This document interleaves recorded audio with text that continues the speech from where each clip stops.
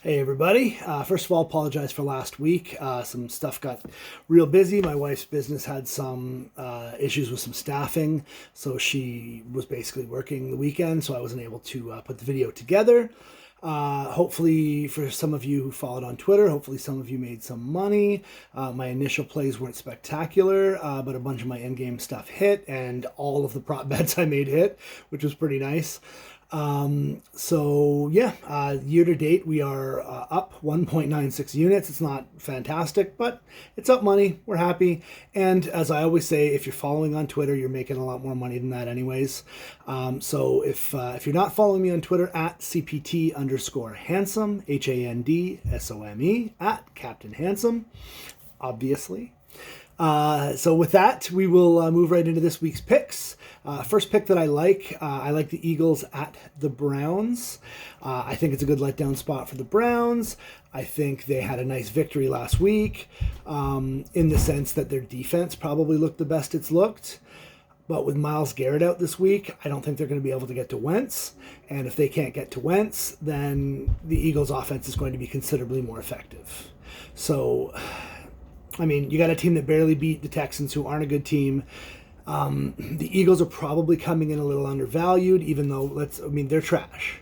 We know they're trash. They're in the NFC East. Everybody in the NFC East is trash.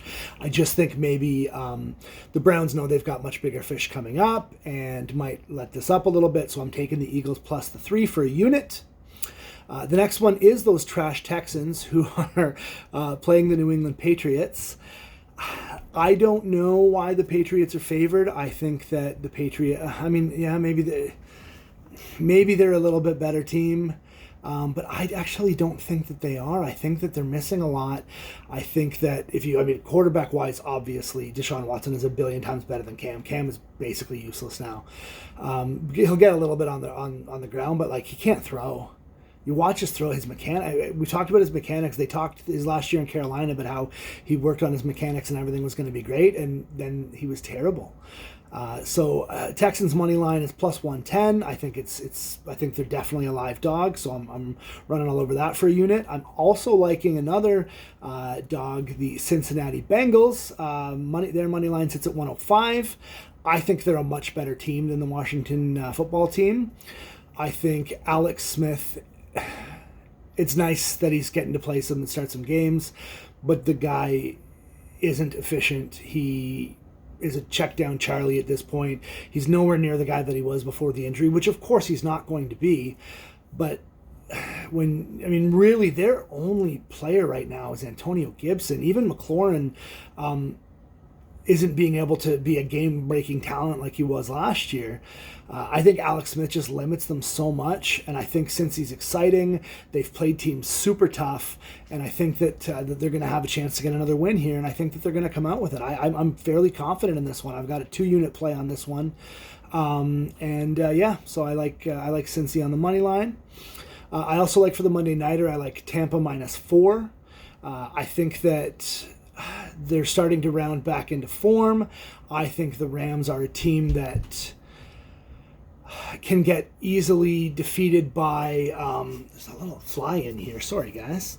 I think they're a team that can be easily defeated by a team that can give them different looks on offense and have some fun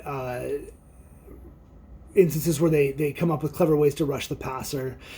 Goff is not good if he's under any pressure. So literally, I think that they're going to try to throw the kitchen sink at him like Miami did. And I think that it's going to work. And I think that the Rams are going to lose this game by probably double digits. Goff also has not particularly been a stud in prime time. He has tended to be less efficient in the moments that matter, aside from that game against Kansas City where everybody in the game who played offense seemingly got 40 fantasy points. But aside from that, he has been a bit of a wilting flower.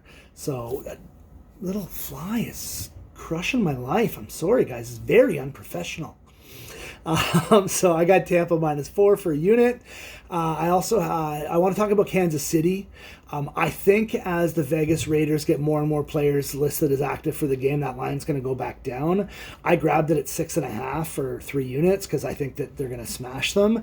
If you can get it at 7 or less, I would recommend a 2-unit play on it. I still think they'll cover the 8, but I just don't like that number. So, and I don't want to play the worst number. I think that that's horribly irresponsible, and I'll always recommend against that. So even if I like a bet, if it's the worst number, I probably won't take it. But if you can get 7 or less, which I think might happen as they start adding guys, I would definitely take a jump on Kansas City for a 2-unit play. They're going to be angry.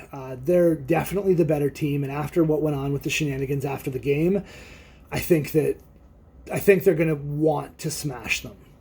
And I mean, even beyond that, none of the Las Vegas defensive starters, have had proper opportunity to practice with the team this week and stuff like that. That they're going to probably be a little bit disjointed, and you can't be disjointed against the champs. So I think Mahomes is going to have taken that garbage seriously and going to smash them. And so it's not an official play because the line is 8 currently, but if it gets to 7 or less, I would definitely jump on it for 2 units. I also have 2 7-point teasers that I'm playing, both 3-game teasers, and both of them have Cincinnati plus 8.5, because I am so certain that Cincinnati is going to, worst case, they lose that game by a field goal, but I really think they're going to win. I'm very confident they're going to win. So I get Cincinnati plus 8.5. I've got Green Bay plus 9.5. They're playing at Indy. I don't love Indy as a favorite in that game. I considered betting the Green Bay money line, but I think Indy's defense is pretty stout. Not as good as we thought it was initially because of the teams that they played, but I think their defense is pretty stout. Rivers has been better lately because he hasn't been trying to make throws. He's basically been a check down Charlie, knowing that works for him. It's also part of the reason that T.Y. Hilton has been completely useless in that offense, aside from injuries and stuff like that over the last while. But yeah, I like Green Bay plus 9.5. I also think Pittsburgh minus 3 playing Jacksonville. Jacksonville's terrible.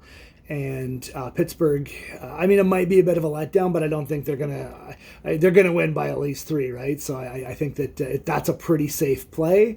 I mean, pretty much everybody and their brother is going to be on Pittsburgh in Survivor this week. So if for somehow they don't win, it'll be worth losing that bet to watch everybody's Survivor team.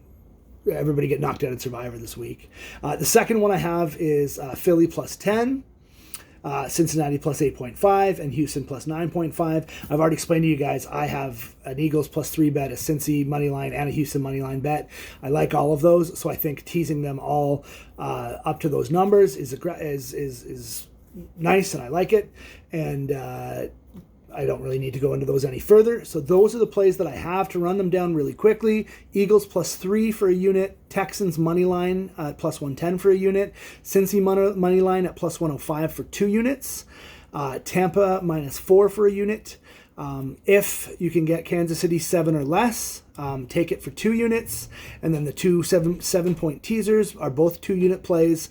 Cincy plus 8.5, Green Bay plus 9.5, Pittsburgh minus 3 for the first one, Philly plus 10, Cincy plus 8.5, and Houston plus 9.5 for the second one. As always, guys, thanks so much for following. Make sure to hit that subscribe button. I'm working on trying to get a prize for some subscriber if I get enough.